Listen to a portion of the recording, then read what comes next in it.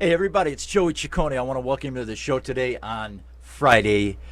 We are at June 27th. No, we're not. We're at May 27th. Okay, wow, we're at May 27th.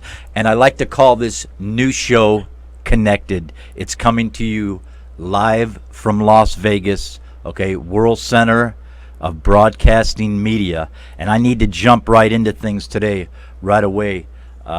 I have a very exclusive special guest that's with me. Good morning, afternoon, obviously, to everyone. Today I bring you Frank Gangi, okay? Frank's on the phone with us. He was a partner and associate of a made man of the Bonanno Crime Family, Tommy Karate Pitera, who also did work for the Gambino Crime Family. Patera was basically a psychopath who made, he made Joe Pesci's characters in movies and Tony Spilotro look tame. But Frank comes from a long line of mobsters. His cousin Rosario Gangi is notorious. He was a capo in the Genovese crime family. Frank's father was killed by the mob and was part of the French Connection. I mean, there's some heavy-duty roots here. He knew Popeye Doyle and many big crime bosses. Frank was mainly partners with Patera. Patera was known for killing quick and dismembering bodies, and he did it like a surgeon. I'll tell you. He did work for Gotti. Ended up killing Wilford Willie Boyd Johnson, who was a longtime Gambino associate. Frankie was involved. He was involved in the drug trade. It is what it is, and he turned informant after being pulled over by a random DUI. Frankie, we want to welcome you to the Joey Ciccone Show. We're so happy you're with us via phone today. I want to just thank you for giving me the opportunity to interview you today. Thank you, Joey. And hi to all your fans and friends out there. Frankie, you shouting out to everyone out here in Vegas and everything. We'll let you not worry about where he's at right now. But Frank, I want to get right into stuff. Time is always a big issue on my show. But buddy, please, if you could, tell us about the family being connected, because Frank, it goes back, from the research I've done, it really goes back for a while. If you could share that with the fans, everyone here in Las Vegas, kind of just touch on that, please. Yeah, I was living in a mafia-orientated family. My dad got killed when I was 9 years old by this guy Shoutout. He dumped my dad and his friend upstate New York. I've got cousins that are captains in Bonanno family, the Genovese family. I kind of grew up in Bensonhurst, a mafia-orientated neighborhood in Brooklyn, and exactly. I wanted to live that life. I was born on Avenue U over there by Coney Island. Yeah. That's where Tommy was located on Avenue U. And so let me just throw this at you, because I want to hit you with a lot of things, but all in fun, all in love. But I came from Coney Island, where I was born. My dad moved us to Chicago later on when I was 7 years old. My dad was a bricklayer. Yeah. But the point being is Bensonhurst, all our families there. Coney Island, Gravesend, okay? Yes. Need I say more, okay? All right, on that one. Do me a favor. Yeah. Tell us about, the highly atrocious things right off the bat. Some of the things you witnessed being a part of, Patera's circle. I mean, come on. Well, hey, I read the book. I witnessed a lot of murders, a lot of crime. It's like a long story. I always wanted to be a mafia guy when I grew up, And then, later on in life, when I was about 25, 26, I just got out of jail on a murder rap. And I met this guy, Tommy Karate. And I went to him in hopes of getting a loan from him, because I had just gotten out of jail for a murder rap that me and my partner Billy Bright had committed. Okay, yeah. This guy robbed us. Right. I don't want to interrupt you. So I don't want to interrupt you. So the Billy Bright thing went down, and we'll talk about that. But then you only served a year for that. I only did a year. Yeah, we beat the trial. Okay, and you got out in a year then, and basically from what I researched is you were looking for to make a buck, make some money. And that's how you come across Tommy Karate Pitera. Yes. Okay, go ahead, please. Yeah, I mean, and then I went to his bar. It was called the Justice Lounge. It was on Avenue T in Brooklyn. And I walked in the bar, and I sat down. I didn't know who Tommy was. I was going out with a girl who used to work for him, and she's the one who told me to go there. So I sat down at the bar. Anyway, make a long story short, they charged me $10 for a beer. Minka, $10 back then? Yeah, no, I know why. Nobody knew me over there. Right. Because that wasn't my neighborhood. I was more like from the Bass Beach section of Brooklyn. right. This was up by Avenue U, like the Gravesend End section. Yeah. So nobody knew me, and they didn't want no strangers in that bar. So if you came in the bar and you were a stranger, they charged you $10, $15 for a shot of whiskey or something like that. Exactly. And then somebody mentioned Tommy's name, and I walked over to him and I said, "I'm Frank Gangi." I knew he would know my name. He said, "Why did you tell me? Come on, sit down, have a drink." And we started talking, and like the first thing that came out of his mouth, because he heard about the murder that happened with me and Billy. He said, why don't you tell me about that shit? I want to take care of the problem for you. Okay, cool. All right, so you're talking to him. And I told him in response, I said, I can do my own work. Right? Yeah, please. So now you meet him, and then from what I checked out is you become friends a little bit, and he sees that, hey, you know what? Maybe we can make money together. You can make money with me like this, instead of me giving you a loan or helping you out. Is that about right? Well, he never did give me the loan. He told me he's not a loan shark. So I never did get the loan. Yeah. No, I remember. I mean, I was working at the time. I was down the Fulton Fish Market with my cousin Rosie Gangi ran. Yeah. For the Bonanno Crime Family. All right. So, I want to stop a minute. I just want to give a shout out. You got maybe some of your friends here. Phil, Vinny, would have guessed. Awesome partner to have. Wow, crazy stuff. We've just started, everybody, all right? You're on the Joey Ciccone Show. My friend, Frank Gangi, all right, connected big time, a lot of stories, I had to research that book all week, and it was really something. Frank, the book The Butcher, I read it, and we'll speak about it. Now, I want you to be able to tell everybody your side of it. I know what I read, and we know that books can be, a little bit of Hollywood. But I tell you, man, it was heavy, dude. It was heavy. Yeah. I still have nightmares about it. I don't sleep, and I had nightmares. Frank, I had nightmares last night just from reading a book. Yeah, I hear that. I kid you not. And I witnessed them all. I know you did, man, and we're going to get into that. You're watching the Joey Ciccone Show here live in Las Vegas. Directly on the phone, we have Frank Gangi. He was with Patera, okay? The bottom line is with the Bonanno family and the Gambino family. We're talking heavy-duty mob, baby. Joey will be right back with the next segment. We're going to keep Frank rolling with us. Be right back.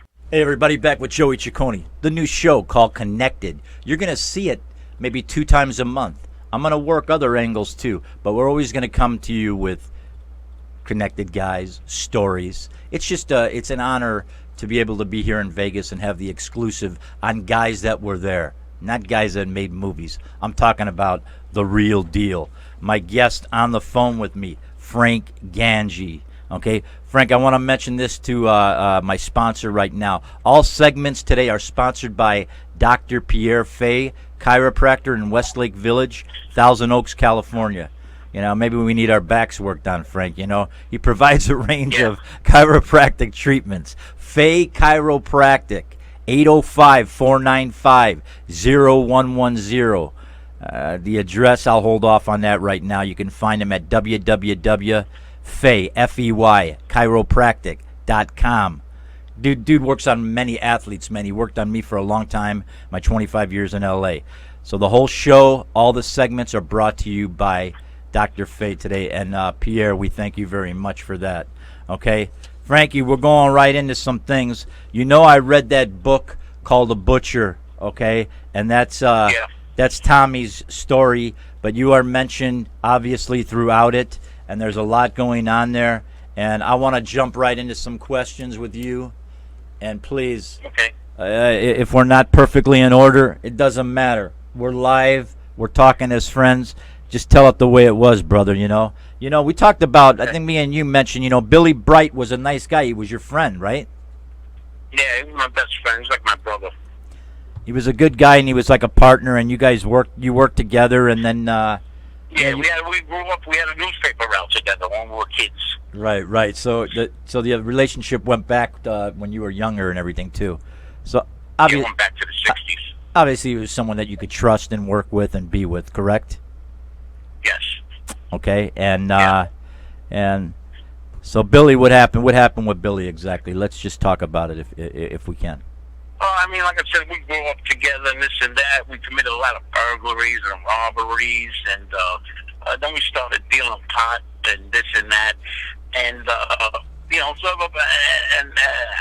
well, I make a long story short, I robbed a museum. Me and Billy started dealing pot. Then I robbed a museum down in New York, and I got caught. And I had to do a 2 to 4 year sentence in New York. And meanwhile, the pot business blew up. And Billy was out in the street, and I was supposed to be partners in the business. Right. He was out in the street making thousands, hundreds of thousands of dollars. On the weed, on the pot.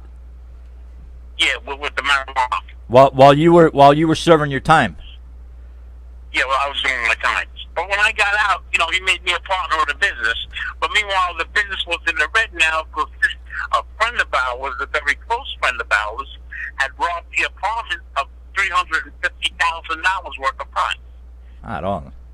That's a lot of weed, and he was going down and shaking down the kids we had dealing for us.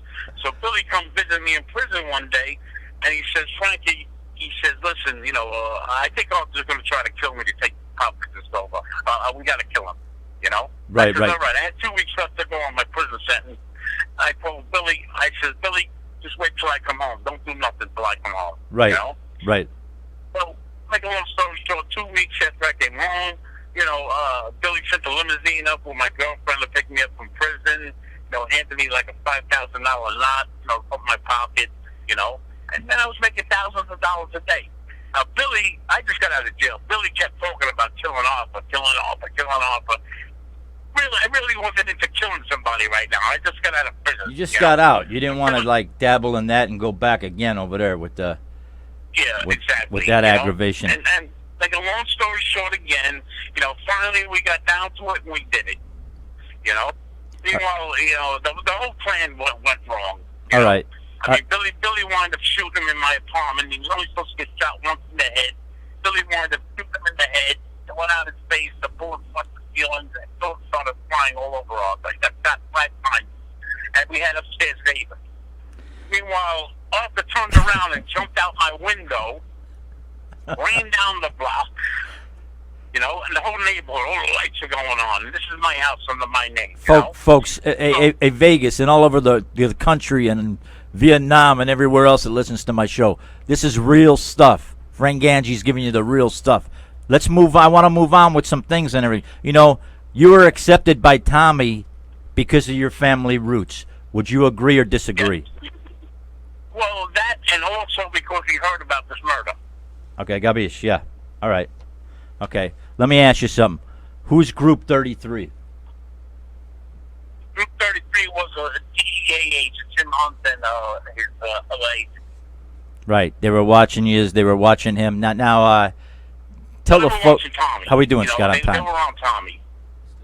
Right, but they were on him all the time, right? Just tell the people, Frank. What did he do? Yeah, I didn't know that. I didn't know that, Joey. I didn't know he was being followed by the FBI, the ATS, the Brooklyn District Attorney's Office, the DEA, the New York Police Detectives. I didn't know he was that. I didn't know exactly what Tommy was into. Until I met him. I understand. Until I started to get to know him. Until you got to know him, you got to be with him. You got the insight. Let me explain something to you. Please, go ahead. After I beat that murder rap, I mean, because this guy died. Arthur died on the floor. He says Billy Wright and Frank Gangi from Bay 23rd Street did it, and then he died. So we were supposed to be convicted of that crime. We were supposed to be doing 25 to life. Right, crime. I remember reading. Yeah, I remember reading that, but I don't know. In the book, it said he pulled out the piece. You pulled out the piece. I don't know who pulled out. Whatever, you got out of it. Am I correct in saying that? Yeah, well, when I got out, like I said, I kissed that ground. I said, I will never commit a crime. I would say 250 to life. Because I already did 3 bids in New York State. And I would have not only got the murder charge, I would have got a persistent felony offender charge. Unbelievable, man. Anyway, we got a not guilty verdict. Well, God bless. That's a whole book in itself. And you had some good lawyers, obviously. Well, we had bought a Meineke muffler shop. We invested in a Meineke muffler shop, and we wound up having to sell it for a couple $100,000 and buy the volume. Right. Well, there were a lot of joints that were like a lot of cover-ups. You know, the place. How about the place that reupholstered stuff after things were done? Right? Huh? What? How about the place that reupholstered cars after things were done? After the murders were done, yeah. We had shops. Tommy never got rid of his car. Every time somebody got killed in his car, he had his whole car reupholstered. Right. Let me hold off a minute. I just want to say, people, this is in the book, but I love when Frank tells his side and his story. But I'm going to just ask some things. We got about 2 minutes left in this segment. Where's Gravesend at? That's Avenue U, Avenue T, Avenue S, by West 1st Street all the way up to East Something Street. Right. What's there? Majority of what lives there? What kind of people? Huh? Italian people. Italian, our people. All right, mostly connected people. Bensonhurst. Yeah. All Italian stores, formularies, and this and pizzerias, and it's all Italian. All right. Let me ask you something. Do you suffer from post-traumatic stress disorder? Yeah. And please, with all due respect, I don't want to come off like a psychiatrist, but I know what post-traumatic stress disorder is. Basically, I know the feeling of it. So, and a lot of people have had that. So I was just very, very curious about it. I'm just throwing some questions. They might be out of sync and everything. Tommy Patera was a karate specialist and a black belt that went to Japan and studied. He was very disciplined. He was a very disciplined guy. Right, and he went there to study because the way he grew up being bullied and everything else, but he won tournaments, he built his body, but he went to Japan, like he said. You know what, Joey? I really can't elaborate on that because I didn't know him when he was young. All right. Well, that's fine. I don't know how truthful all that was. But he was trained out there before this segment closes. Oh, yeah, he definitely trained in Japan. He trained in Japan. He was trained in Japan, and in Japan he was also trained in... I'm sorry, folks, I tell it the way it is. You know I always do that. He was trained in dismembering people. Well, I don't know if he was trained. I don't know about that. All right. He was an expert at it, obviously, because I witnessed. I was with him when he did it. Yeah, I know that. We're going to get into that. Save that. You're watching the Joey Ciccone Show, connected, live in Las Vegas. My fantastic guest, Frank Gangi. I'll be right back. Hey, everybody, you're back with Joey Ciccone. New show called Connected, here out of Las Vegas, World Center of Broadcasting Media. I hope you always join me. I'm going to bring it to you probably like 2 times a month. I might bring it to you every week, okay? Because right now we're getting the highest ratings on these shows. My guest, Frank Gangi. Okay, Frankie, we're going right back into the story. We're going to get some questions. He was a partner with Tommy Karate Pitera. They did things, okay? He had to do what he had to do. I never judge anybody. When your life's on the line, possibly, you got to do what you got to do. Until you're in that person's shoes, you don't know anything. Okay? It's that simple, friends. All right? Let me ask you this. It seems it took a little bit of time to get the trusted, the confidant of Tommy. From what I read and seen, did it take a little while for you to get that trust from him? Well, I don't think so. I think he trusted me right away because he knew my family. He knew ain't nobody flipped on the murder case. Me, Billy, and Val. ain't nobody told on anybody. And, because 2 months later, he was asking me to kill somebody with him. Right. I thought I was going to, Joey, I thought I was going to go with a crate. Come on, Frank, take a ride. I thought I was going to get coffee. And we were killing somebody. La Cafe. You think you're going for the coffee, right?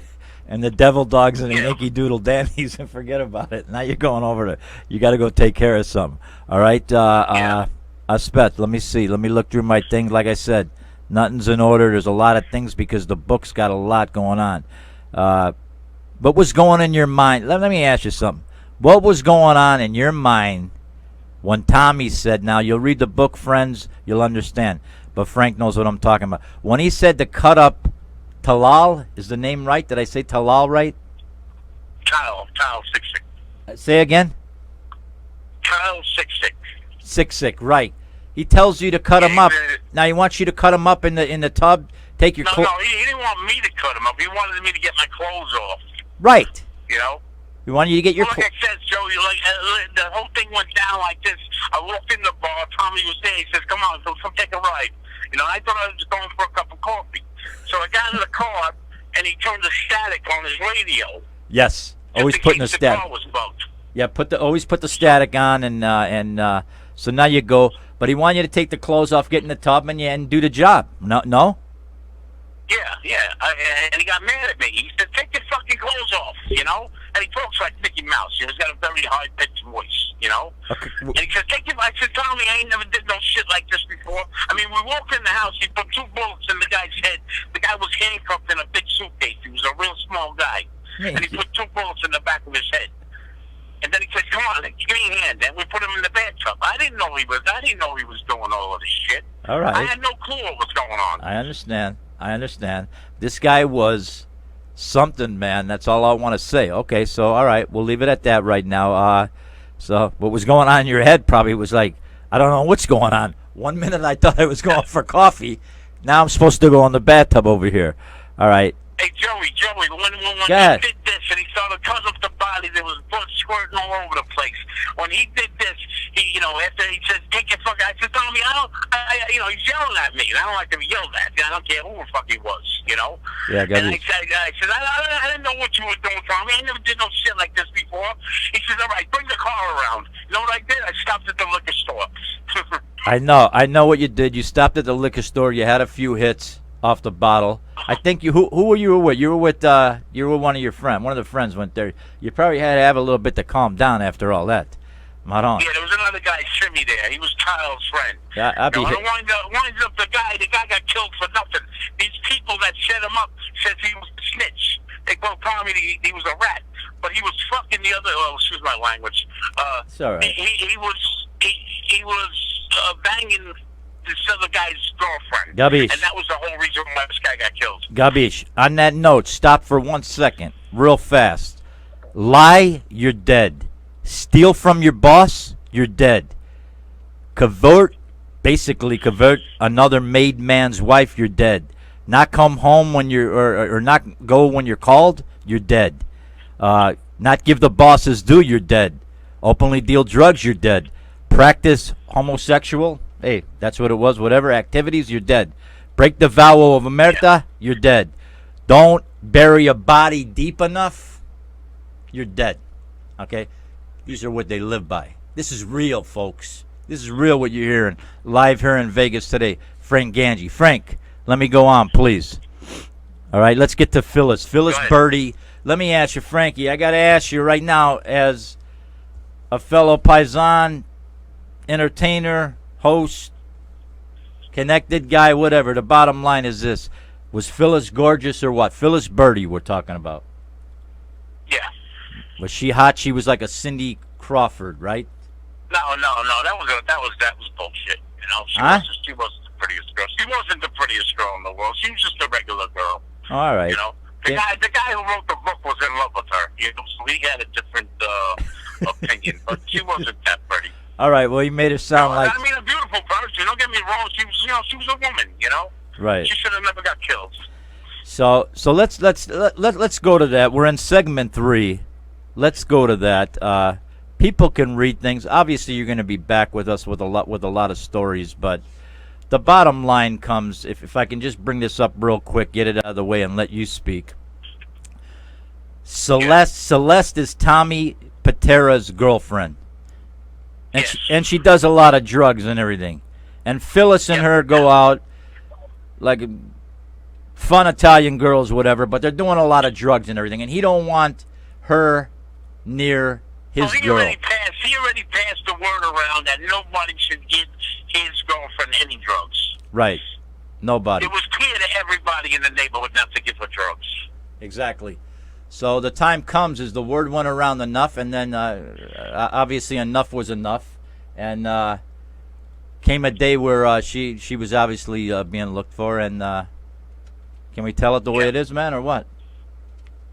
Well, I mean, what happened that day was I had just got a new apartment, and I had Phyllis, Celeste, and this girl Michelle come over to clean my new apartment, right? Right. And I had a lot of coke and heroin and stuff in my safe in my house. Yeah, that's how you paid them. And they asked me for some cocaine, you know. I said, well, I ain't giving, I said, today, Phyllis, you can have some, you can have some. Celeste, I can't give you none, you know. Yeah, you don't do what you want to do with your drugs. You want to give them all you can do it, you know. But I'm not going to have no part of that. Right. So, make a long story short, later on that night, they left. They finished my, you know. I was by Moosa's house, my connection in New York. Musa, who was selling me kilos of cocaine. And I get a call there from this guy, Joey Pizza, who Tommy killed also. And he did. I get a call. He says, Frank, you got to come to New York. You got to come back to Brooklyn. I said, what's the matter? He says, Celeste is dead. I said, what? You know, I said, well, what happened? He says, I can't tell her over the phone. I didn't know whether to bring machine guns. I don't know if she got killed. I didn't know what happened, you know? Right, and, exactly. So I go back to Brooklyn, and I see Joey, and he tells me that she's dead, she OD'd, she's in Phyllis' apartment, you know? Yes, she OD'd, right. So I went to Tommy's house. I knocked on the door. It was at 2 o'clock in the morning. And he said, what the hell are you doing in my house 2 o'clock in the morning waking me up, you know? I said, I didn't have anything else to say. I said, Tommy, Celeste is dead, you know? And I went on to tell him, you know, what the information I knew and where she was at. Right. You know? Right. Me and him took a ride to Phyllis' house, and we seen Celeste's body in the living room. Unbelievable. But the bottom line is, before we go to this segment break, he went and took care of business, and he took Phyllis out. Is that true or false? Yeah. You know, I mean, there was a lot in between that, Joe. You know, but I know you don't have time. You know, I can't get into that whole story. We always have time. We always have time. We can always come back. It's about just talking to you, Frank. But the bottom line is, he wound up shooting her and dismembering her body. He sure did, man. You know, and you burying her in Staten Island. And let me ask you, Paisan, didn't you have to sit there and watch that? Well, actually, I didn't sit there and watch it. I was in the living room, and then he called me over. You know, it was a loft in New York City, so it was a little long walk. And when he called me over, I thought he was going to kill me. You know? I said, what's he calling me in the bathroom for? And then he had Phyllis' body all dismembered in the bathtub. You know, so I seen her head separated from her body, her legs cut off, and, I mean, it destroys me. Now, this guy would do a number on people, and then he took her head. He took the head with her. All right, listen, Frankie. Well, he wanted to show me how the bullets worked, and then he put 2 more bullets in her belly. You know, he said, look at these bullets. I built these bullets. I made these bullets by myself, you know? I hear you. And I hear you. Angelo's saying the bottom line. Yeah, Angelo, we always say, we're Italians, we say the bottom line so we can get to the story. It's the same type of thing that we do, like, there's a lot of things that we say, you know? There's a lot of words we say. Charlie, what a crazy life. Frank said, yeah, it's real interesting. You're going to hear more. I'm Joey Ciccone. You're watching the show Connected out of Las Vegas. We'll be right back. Hey, everybody, it's Joey Ciccone. We are back live here in Las Vegas in the studio. My guest, Frank Gangi, ex-mobster, not in the business anymore. A lot of stories telling us. We're hitting him with the questions, hitting him with the stuff, and he's telling us about it, and we want to keep moving there. Before we do that, just want to give out another shout again to the gentleman that's running my show today and sponsoring it. That would be Dr. Pierre Fay, chiropractor in Westlake Village, Thousand Oaks. Doing a wonderful job. Dr. P, we love you. www.faychiropractic.com. Check him out, man. Get the adjustment. It's a beautiful thing. You're going to love it. Back with Frankie. Frankie, we want to talk on a few things over here. So, Tommy was burying the bodies where? In Staten Island. In a bird sanctuary in Staten Island. It was all marshland. You know, he buried them there because houses nothing could be built there because the ground was all marsh, you know, all watery and everything. Okay, so so a lot of you know, he'd go out there and a lot of people were dropped in there. Most of them were cut up. Am I right?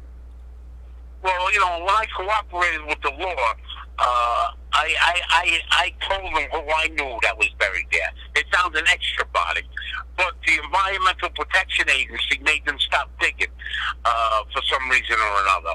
You know, and I got a feeling if they would have kept digging, they would have found plenty more bodies.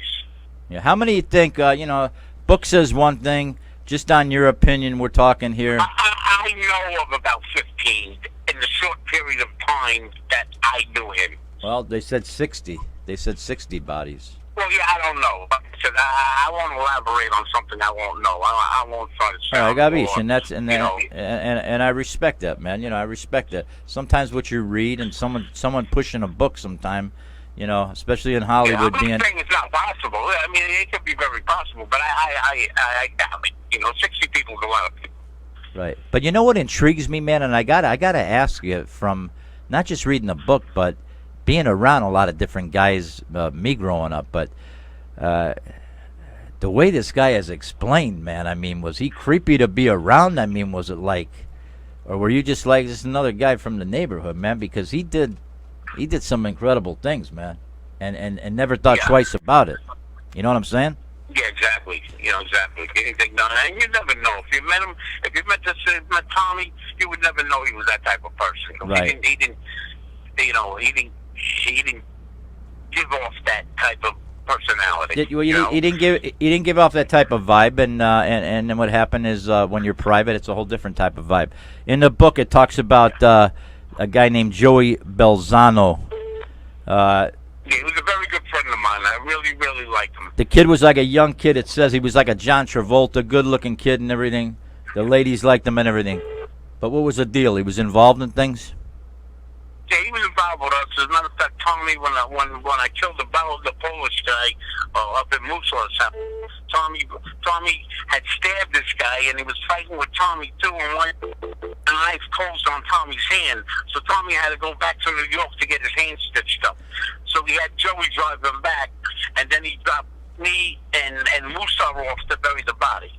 Yeah, Joey went around saying how he did this, he was involved, and they started opening his fucking mouth up. Nah, he wasn't involved. Not that I was there, but he wasn't involved because he wasn't even there, number one.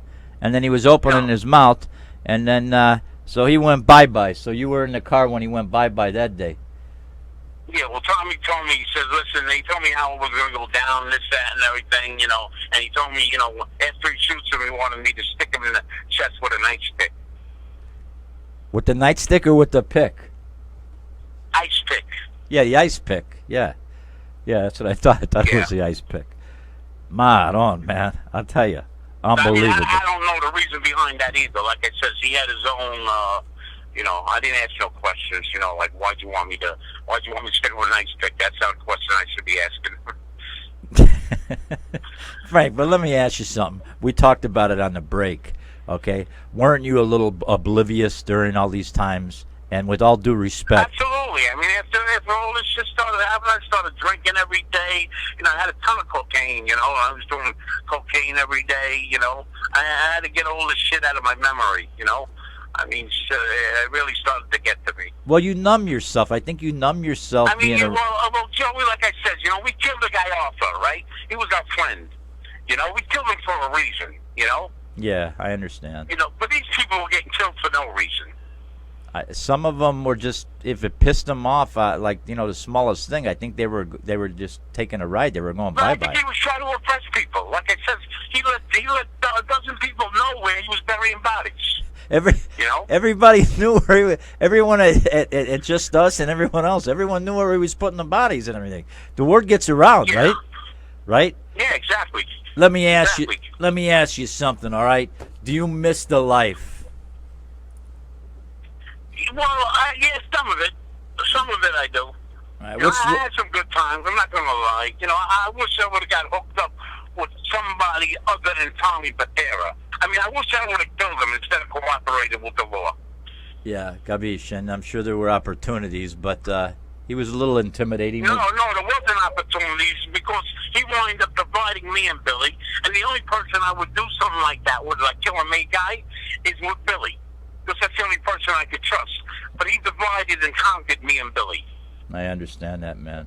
I understand. So, with the life, as we know, I've been around it, and with the life comes good and bad. And then you got pulled over on that DUI, and I think at that time, possibly, tell me if I'm right or wrong, did you feel like, you know what, maybe it's time for me to do what I got to do? Yeah, exactly. I mean, don't get me wrong, I was high that night, you know, I was drunk, I was on cocaine. You know, had I not been, I probably would have never opened my mouth. You know, but I was feeling bad, depressed, and Tommy me and Tommy were on the outs a little bit. And he kind of shut me down from making any money. You know? And at that time, I had just met this girl, and who I was in love with, who I wound up having a child with. I just wanted to change, man. I wanted to get out. You know, I just didn't want to be involved no more. I understand, brother. Not after everything I witnessed with this maniac. Madon, you witnessed a lot of things. You were there for a lot of things. Where does Frank Gangi go from here? He's been living a pretty tough life right now. I'm not happy, you know. You know, I left the witness protection program and everything, you know, so it's kind of hard for me to get work and, you know, my criminal background, you know. I mean, I didn't have many skills, you know, growing up in Brooklyn, you know, and, you know, like I said, I spent 27 years of my life in prison, you know. Yeah, 27. It was 27. But I'm doing the best I can, you know, I'm surviving. You know, I just thank God every day I'm free, you know. You got your health, right? You got your health at least? Well, there's a few things wrong with me, but I'm fine. I'm just grateful I lived this long. All right, I want to yell out to Charlie over here. Charlie's telling us, Joey, awesome show this week, one of the best. Charlie, thanks, and thanks for putting your name up there.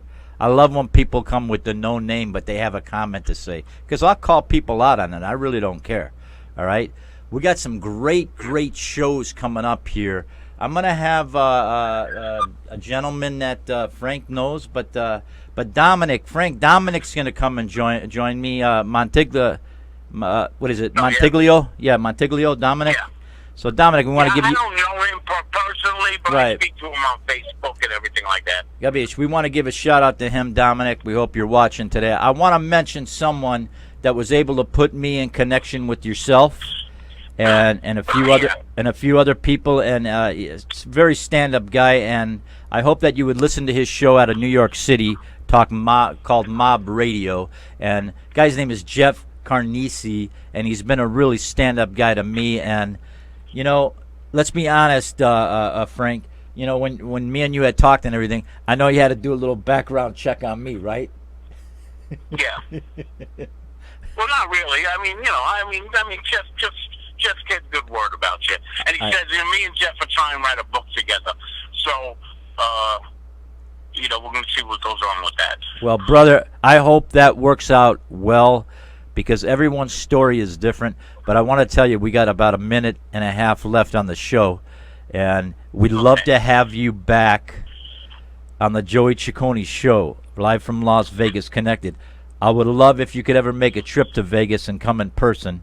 If not, you have an open invitation, my friend, anytime you want to come and talk about, you know, the way it used to be. You know what I'm saying? Yeah. So you've been a stand-up guy. I know I hit you with a lot of questions.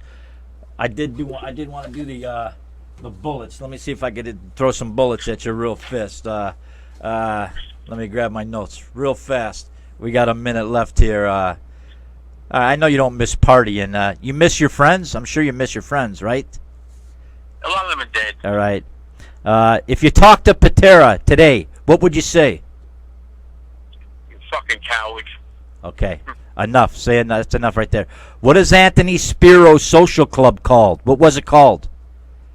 Oh, I forgot. It's called West End. I just wanted to show you that.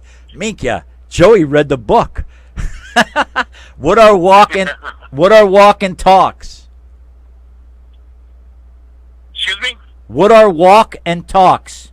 in the mob culture. That's when you go outside and you put your hand over your mouth and if you got to say something to your friend, this way the feds ain't aiming that gun at you and reading your lips. Right. What was the Mother Cabrini Educational Center? That was Francolino's social club. Beautiful. You're very good. Patera and Lino, it looked like they were a tough duo. I'm at a They question. used to tell me that was Tommy's captain. They used to tell me, Francolino used to come to me. He says, "Keep down on Bath Avenue, Frank." They didn't even want him around. Gavish, I know. Listen, we're at a time. You're watching the Joey Ciccone Show, Connected. Frank Gangi, all right? Let's give it up for him. I got a lot of beautiful chats in here. Frank, we'll talk to you soon. Thanks so much for being on the show. Ciao, everybody. Joey.